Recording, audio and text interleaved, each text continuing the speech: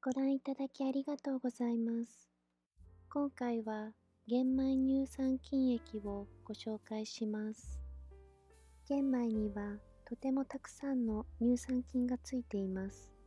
それを水につけておくことで、さらに強力な乳酸菌をたくさん培養したものが玄米乳酸菌液です。それを飲むと腸内環境が整うメリットがあります。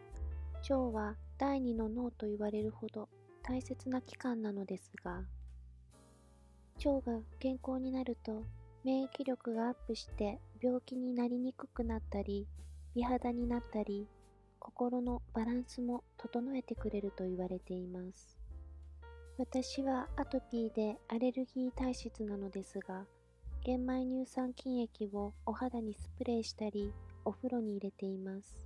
お肌に薄めてのせると肌表面を殺菌してくれたり、炎症を悪化させるブドウ球菌などを抑えてくれます。また、乳酸菌液を飲むことで、免疫器官である腸をいい状態に保てるようになったのか、みるみるお肌が改善したり、花粉症などのアレルギーが収まっています。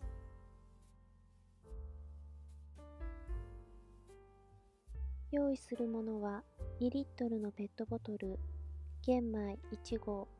ミネラルウォーター 1.5 リットル、塩 15g、黒砂糖 45g です。清潔なペットボトルに材料をすべて入れます。軽く洗った玄米を1合、塩 15g、黒砂糖 45g、ミネラルウォーターもしくは浄水した水を 1.5 リットル入れます。1日1回よく振って混ぜます。暖かい場所で保存すると5日から1週間くらいで出来上がります。1日1回は蓋を開け新鮮な空気を入れてあげます。3日くらいで炭酸水のようにたくさんの泡が出てきます。ペットボトルが膨らむくらい発酵が進む場合があるので、蓋を緩めて吹きこぼれないようにします。